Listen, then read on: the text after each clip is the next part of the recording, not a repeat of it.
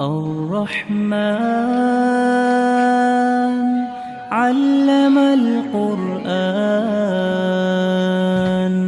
خلق الإنسان علمه البيان الشمس والقمر بحسبان والنجم والشجر يسجدان والسماء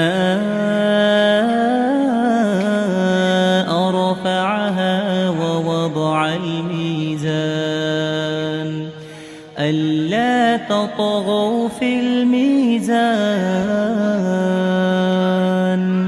وأقيموا الوزن بالقسط ولا تخسروا الميزان.